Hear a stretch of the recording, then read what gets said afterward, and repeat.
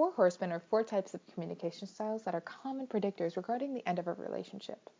This is not exclusive to just romantic relationships. However, for this presentation, examples and explanations will involve romantic relationships only. The four styles of harmful communication are criticism, contempt, defensiveness, and stonewalling. These styles were defined by Dr. John Gottman. While you learn more about these communication styles, it's important to understand that the four horsemen do not mean the end of a relationship. There's still hope for a good relationship to emerge from all this, but it will take time to improve. I will be discussing the signs of bad communication and also ways to improve throughout the presentation. The first sign of your relationship's apocalypse is criticism. According to the Gottman Institute, criticism is attacking your partner and not just complaining. Phrases like "you're selfish," "you never think of me," "you're so stubborn," "you never think of anyone but yourself," you. If you find yourself or your partner constantly using the you phrases, you might just be experiencing the first stage. Using absolute terms like never and always are also predictors to the communication being critical. The best way to prevent criticism is to start using more positive communication like I statements. Address how you feel and how their behavior affects you.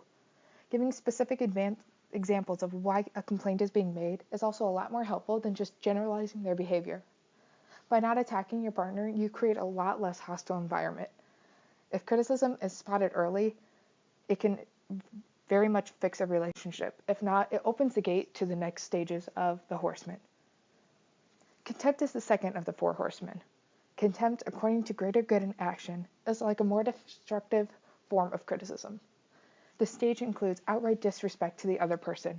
This can be eye-rolling, sarcasm, name-calling, or sneering. Contempt grows over time. When you begin focusing on your partner's qualities that you do not like, they build up in your mind, and you create an even more negative image of the person that you are communicating with. If you let contempt grow, so do the qualities, and you could possibly be exaggerating these qualities as well. According to Gottman, contempt is the single greatest predictor in divorce, so it's important to practice alternatives.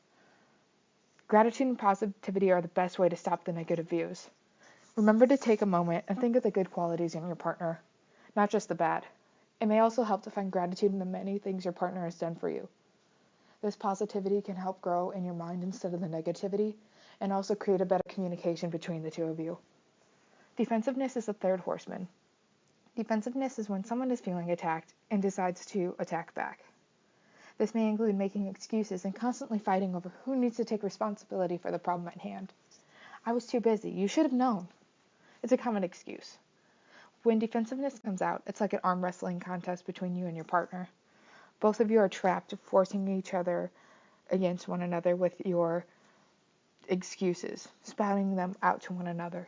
But nothing's going anywhere. The conversation's stuck and you won't get anywhere.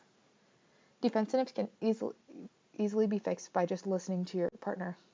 Hear what they have to complain about. We're all human and make mistakes. No one's perfect, so it's okay to accept blame for part of the problem as well.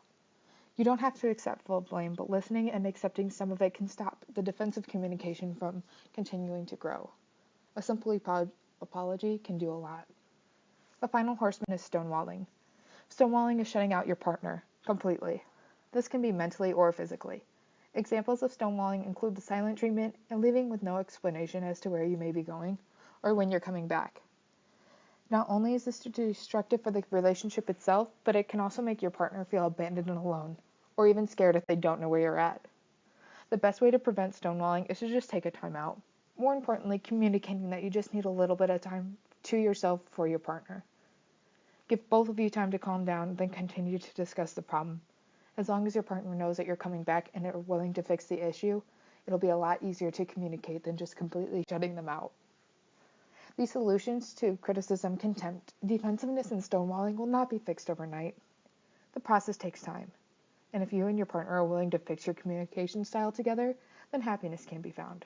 If not, it is time to seriously consider the idea that you're putting either yourself or your partner in a toxic relationship.